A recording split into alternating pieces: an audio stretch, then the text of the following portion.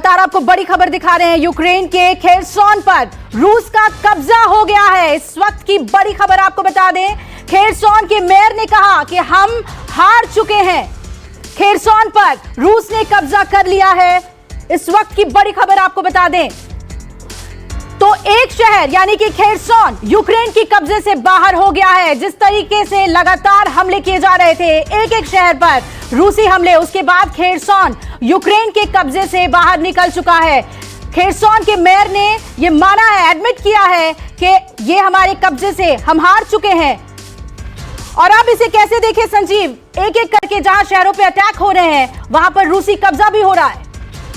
यहाँ सबसे पहला शहर जो खेरसोन था वही था जिस पर रूसी सेना काबिज हुई थी, लेकिन वो आंशिक कब्जा ही हो पाया था क्योंकि जो सिटीजन्स थे, जो वहाँ के नागरिक थे, वो पिस्ट बैटल फाइट करना शुरू कर चुके थे। लेकिन खेरसोन में रशियन जमावड़ा काफ़ी दिनों से यानी कि 4-5 दिनों से लगा हुआ था और ये जो फाइनल असॉल्ट हुआ है इसमें जितनी भी सिटी में उनको रेजिस्टेंस था उसे ख़त्म कर दिया गया है। और अब जबकि मेयर ने ही इस बात की तस्दीक कर दी है तो जाहिर है कि ये पहला शहर बनता है यूक्रेन का जो कि रूसी सेनाओं के सामने घुटने टेक चुका है। तो यानी कि खेरसोन में अगर युद्ध खत्म होने को है और आगे बढ़ रही है रूसी सेना तो जाहिर है कि वो सिलसिला जो शुरू होता है यूक्रेन की कमज़ोर पड़ने से वो कहीं ना कहीं ऐसा लग रहा है कि पहले पड़ाव पर पहुंच चुका है। और पहला पड़ाव खेरसोन के बाद हम क्या देखेंगे? क्या हम खार्कीव का इलाका देखेंगे? क्या हम देखेंगे कीव कि वो कमज़ोर पड़ा है?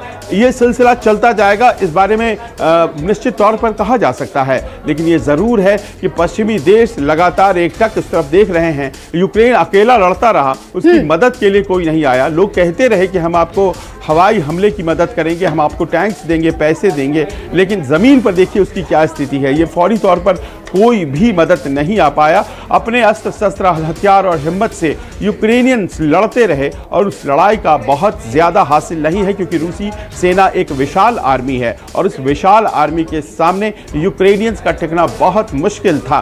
खेरसोन वो पहला शहर और खेरसोन के बाद कई और शहर और इस तरह का सिलसिला लगातार चलता जाएगा। आशंका इसी बात की है। जी बिल्कुल। और संजीव, क्या लग रहा है अब जिस तरीके से, जिस तेजी से रूसी सेना आगे बढ़ रही है, कीव और खार्कीव भी अब बहुत दूर नहीं रूसी सेना के कब्जे से? देखिए, अगर कीव गिरता है तो खार्कीव के गिरने में बहुत ज़्यादा समय नहीं लगेगा। और कीव का गिरना इसलिए भी तय माना जा रहा है क्योंकि कीव की आबादी को खाली कराया जा चुका है। सायरन बजा बजा करके अपनी बातें कही हैं यूक्रेन की तरफ से और रशियन आर्मी की तरफ से, और ये बातें जो हैं वो एक वार्निंग की तरह वहाँ के लोगों को कही गई और कहा गया कि आप खाली कर दीजिए कीव। हमारे विदेश सचिव कल जब प्रेस कॉन्फ्रेंस कर रहे थे तो उन्होंने इस बात को कहा कि हमारा कोई भी छात्र इस वक्त कीव में नहीं है, जो इस बात को बताता है कि कीव पूरी तरह से वीरान है, खाली है। और चूंकि कीव नज़दीक है बेलारूस बॉर्डर के और सेनाएं बाहर कीव के खड़ी हैं तो हम मानकर चल सकते हैं कि अगले 2-3 घंटों में कीव के भी गिरने की खबर आ सकती है। एक रेजिस्टेंस है कीव में क्योंकि इस वक्त बताया यही जाता है कि शहर के मध्य इलाके की किसी बंकर में इस वक्त छुपे हुए हैं राष्ट्रपति ज़ेलेंस्की। लेकिन ज़ेलेंस्की के वहाँ होने से कुछ जो सैनिक हैं वो क्या रूसियों का सामना कर पाएंगे? अगर अभी भी ज़ेलेंस्की वहाँ हैं तो क्या सामना कर पाएंगे? और अगर नहीं तो फिर कितनी देर कीव टिक पाएगा? ऐसे में जबकि 64 किलोमीटर लंबा एक सैन्य काफिला रसद के साथ, सैन्य साजो सामान के साथ कीव के बाहर इंतजार कर रहा है। और उसके बाद इलाका समझिए खार्कीव का होता है और खार्कीव के इलाके और कीव के इलाके के बीच में कल जबरदस्त एक हमला किया था मिलिट्री रेडार स्टेशन, और मिलिट्री रेडार स्टेशन को ध्वस्त कर दिया गया था। 70 लोग मारे गए थे, आपको याद होगा। यानी कि उस इलाके के ऊपर भी डैमेज किया जा रहा है।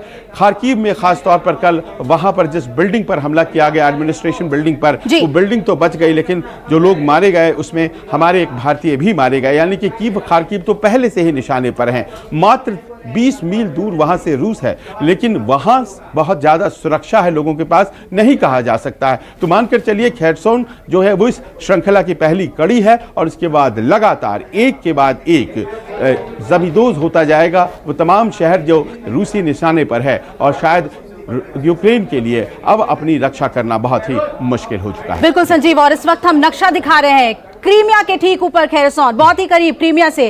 कैसे देखें इसे संजीव? 2014 में क्रीमिया और अब खेरसोन, पूर्वी अगर यूक्रेन जो है वो पूरी तरीके से रूस के कब्जे में दिख रहा है।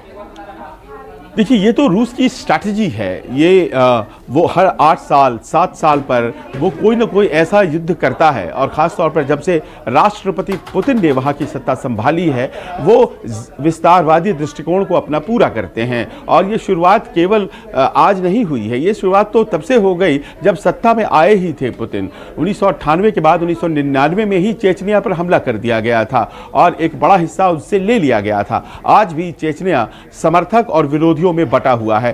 कुछ उसी प्रकार का वाकया हमें जॉर्जिया में भी पेश आता दिखा, जब 2008 में जॉर्जिया पर हमला किया गया था। 2014 में जब आप क्रीमिया की बात कर रही हैं, तो उस वक्त याद है कि पश्चिमी देश उस वक्त कुछ नहीं कर पाए थे, उन्होंने क्या किया था। और अब देखिए कि 2022 में यूक्रेन।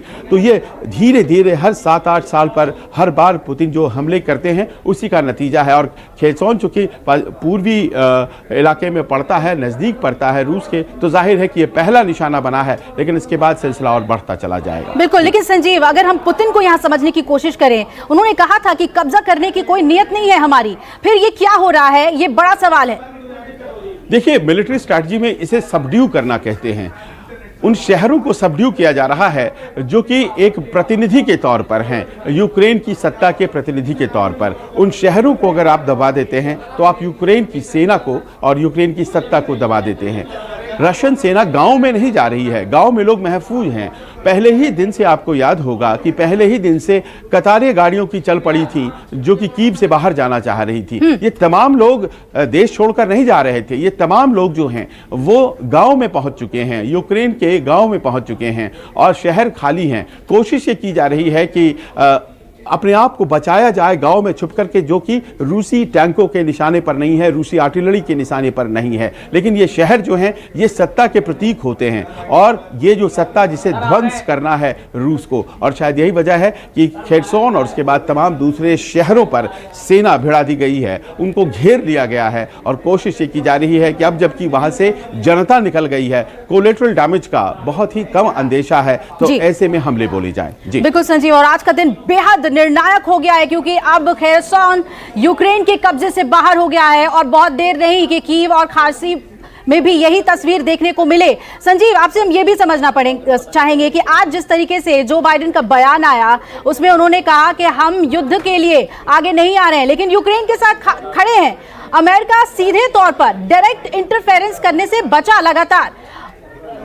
एक रेपिटेशन थी जी, एक रेपिटेशन थी। देखिए, ये बात तो उन्होंने पहले भी कही है, और उनके सबसे closest ally United Kingdom Boris Johnson ने भी ये बात कही है कि हम अपने सैनिक टुकड़ियां यूक्रेन की जमीन पर नहीं उतारेंगे, no boots on the ground.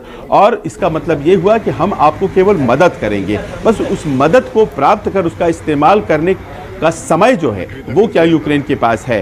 राष्ट्रपति ज़ेलेंस्की ने अपने इंटरव्यू में, जो कि उन्होंने CNN को दिया, उसमें उन्होंने कहा कि मैंने पश्चिमी देशों को कहा था कि आप प्रीएम्प्टिव सैंक्शंस लगाइए, आप ऐसे प्रतिबंध लगाइए जो युद्ध से पहले ही लग जाए, युद्ध की आशंका के मद्देनजर लग जाए, ताकि रूस को एक संदेश चला जाए। लेकिन उस वक्त मेरी बात नहीं सुनी गई। नेटो में शामिल कराने की बात की गई, लेकिन इस प्रोसेस को एक्सपीडाइट नहीं किया गया, और नतीजा ये है कि आज अकेला यूक्रेन रूस की महाशक्ति के सामने खड़ा है, और नतीजा जो हो सकता है वो आपको दिखाई पड़ रहा है। बाइडेन ने तो एक और बात कही है, और बाइडेन ने यह भी कहा है कि जब युद्ध खत्म हो जाएगा तो लोकतंत्र मजबूत होगा, दुनिया मजबूत होगी। उन्होंने ये कतई नहीं कहा कि यूक्रेन मजबूत होगा, यूक्रेन का ध्वंस होगा, यूक्रेन को लाभ नहीं होगा, ये बहुत स्पष्ट है। जी बिल्कुल, और इन्हीं तस्वीरों के साथ संजीव हम यहाँ पर एक ब्रेक के लिए रुकेंगे, लेकिन आगे भी इस पर चर्चा आगे बढ़ाएंगे। यूक्रेन की तस्वीरें आप तक लगातार पहुंचा रहे हैं। इस वक्त एक त्रासदी से गुजर रहा है यूक्रेन, और क्या आगे होगा इस पर हमारी पैनी नजर बनी हुई है इस मेगा कवरेज में। बने रहिएगा न्यूज़ 24 के साथ।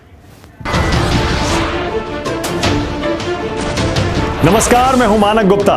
अगर आपको हमारा ये वीडियो पसंद आया हो तो इसे लाइक और शेयर जरूर करें, और हां, हमें सब्सक्राइब और फॉलो करना ना भूलें, ताकि आप देश और दुनिया की कोई खबर मिस ना करें। तो जुड़े रहिए हमारे साथ और देखते रहिए न्यूज़ 24।